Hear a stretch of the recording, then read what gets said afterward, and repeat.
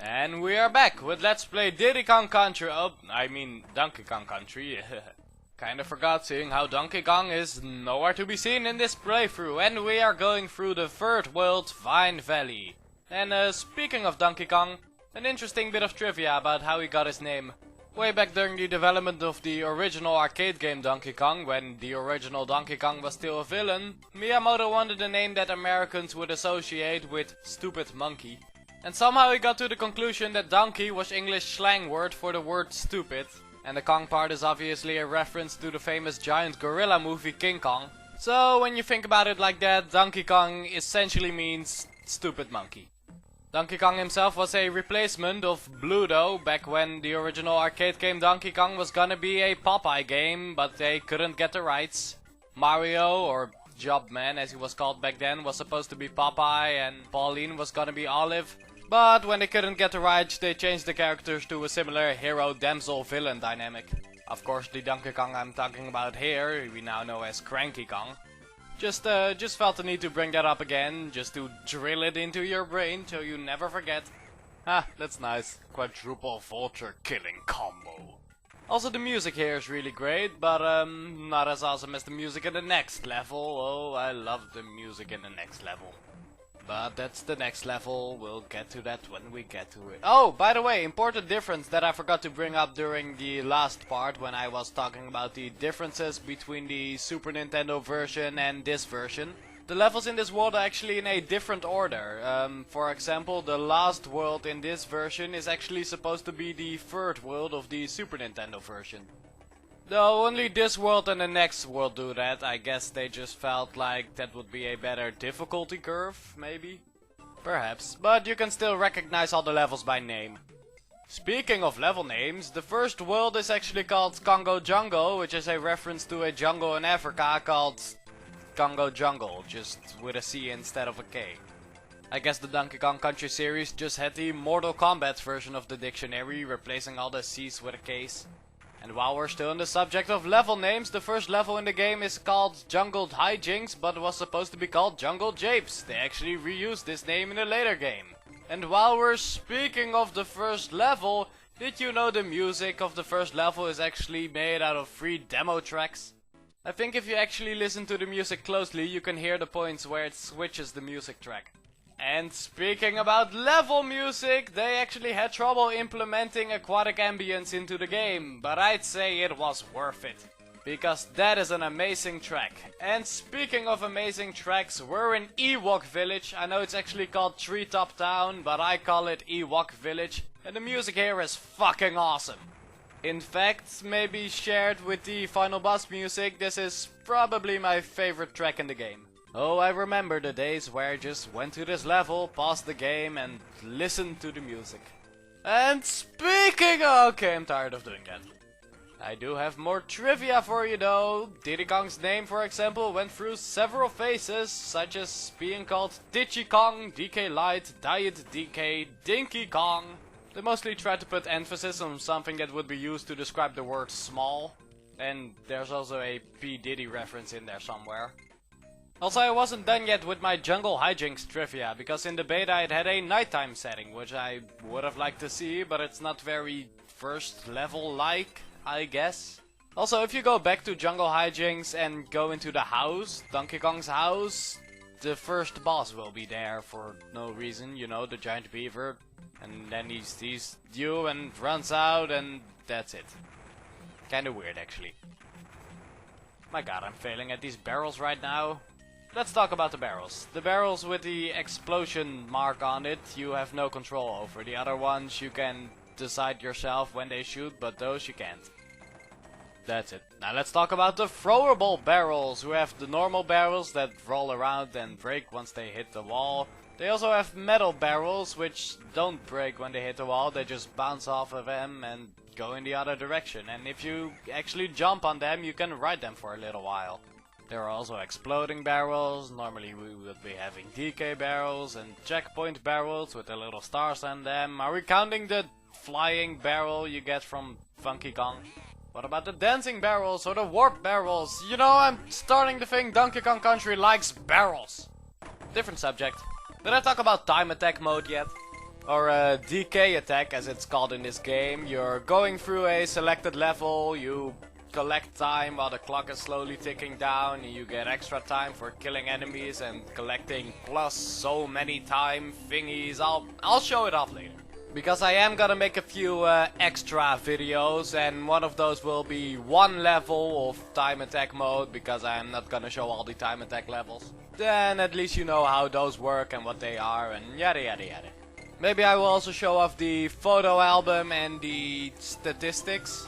Did I talk about those? I don't think I talked about those. Another thing that the GBA version adds are photo albums and statistics.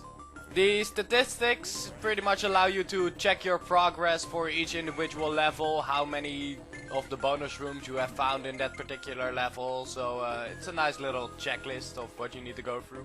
The photo album, and I might have explained this already, is in the normal GBA playthrough, so not one player hero mode. You can also find photographs throughout the level, and those will slowly fill up your photo album. Some of them you can find in certain locations of the levels or certain bonus rooms. Others you can find by killing a certain enemy like 10 million times, or clearing the Diddy Kong's dance studio and the Funky's fishing.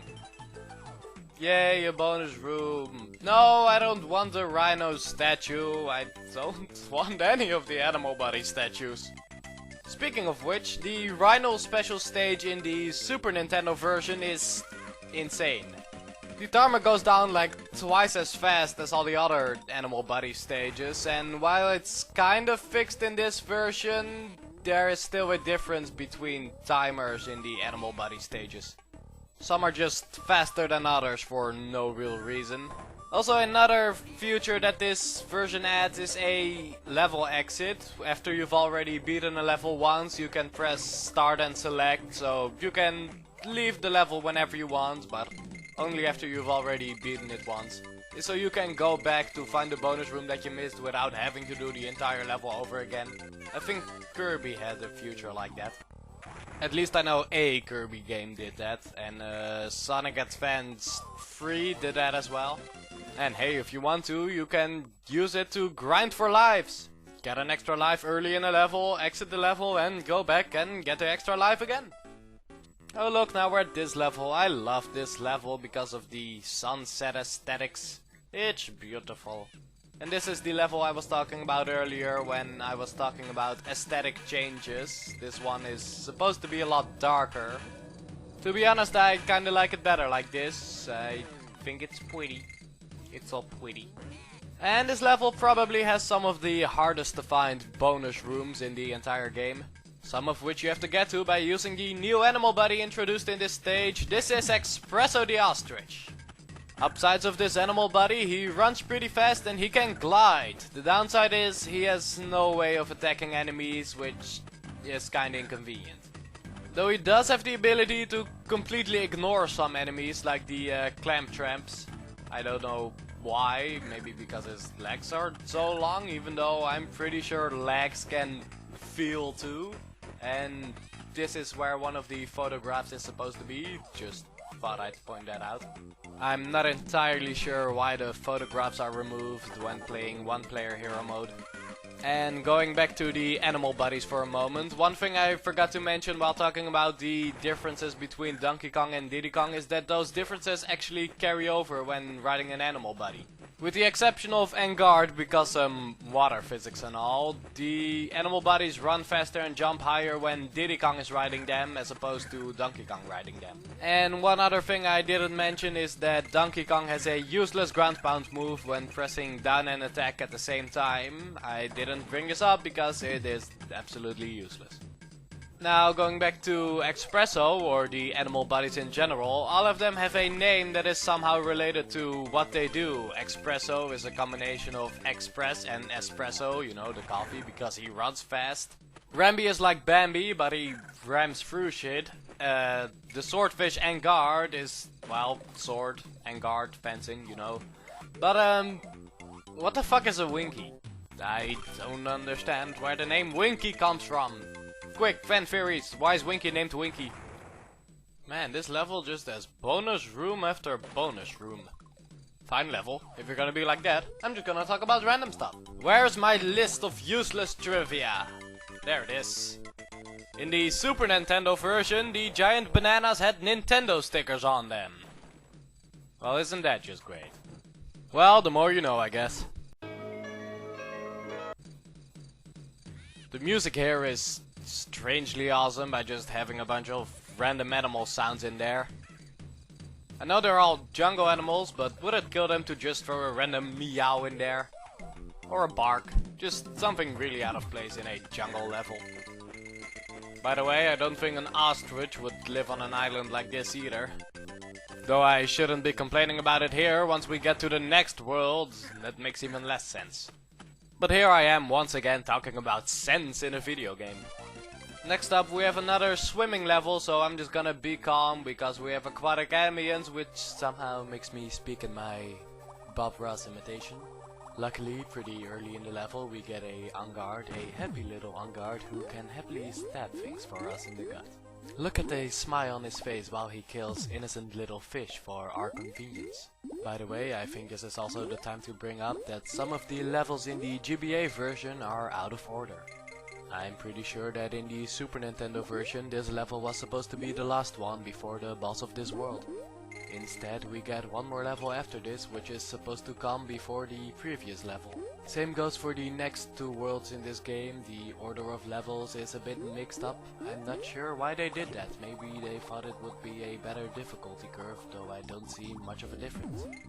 In fact, in the second to last world there's a level that's pretty much the hardest level, which is changed to be in the middle of the world for some reason.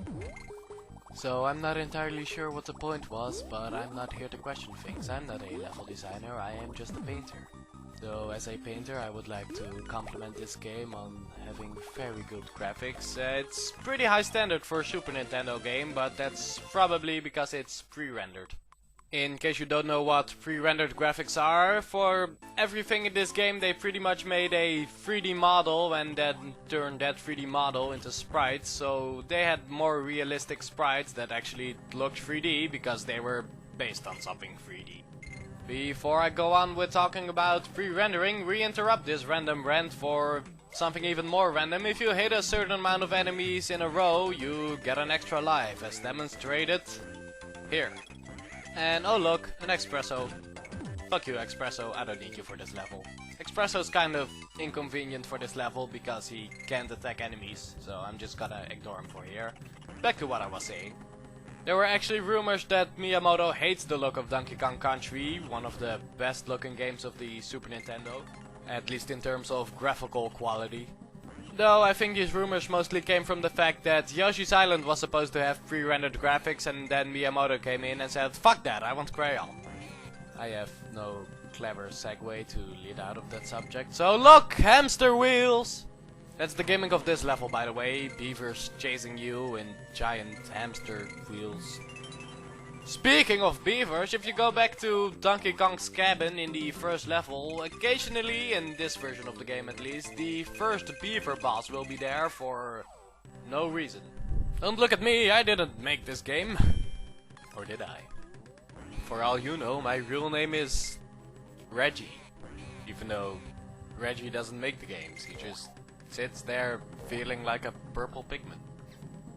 You know what this level reminds me of? The Disney Tarzan TV show, where they also had random temples once in a while. Wouldn't that make a great crossover? Donkey Kong and Tarzan. I'm gonna write the script for it right now, I'm a genius! I definitely want Cranky Kong to be played by Jack Nicholson. Ah, fuck it, Hollywood will probably do something like this eventually. In the meantime, let's talk about this upcoming boss, because this boss is pretty changed from the Super Nintendo version. In the Super Nintendo version, you're supposed to hit it and then it flies around invincible for a little while, and then you hit it again and then it gets invincible again. In this version, however, instead of waiting for it to stop being invincible, it spawns a shield of smaller beasts which you have to get rid of, and then you can hit it normally. And with each phase, quote unquote, the beast will be in a new formation every time. In this fight you're probably better off playing as Donkey Kong because of the way he holds and throws the barrels. And pro tip, try to get rid of the bees while they're still spawning, because then they're all clustered up in the middle of the bees, so you can kill a whole bunch of them all at once. Other than that, try to focus and don't get hit by the bees while it's flying left and right. This was the hardest boss for me while I was a kid. Boy did I hate this boss. But by now I've pretty much mastered the art of picking up barrels and throwing them. In fact, half the time I don't even have to throw the barrels, I just pick them up right before they're about to fly into it. And look, I killed like 5 bees at once by throwing the barrel when they're still really close to each other, and then there was 1 left and now there are 0 left, and now I killed every bee in existence. So that was the boss of Vine Valley, so join me next time when we go to the 4th world's Gorilla Glacier. Join me then.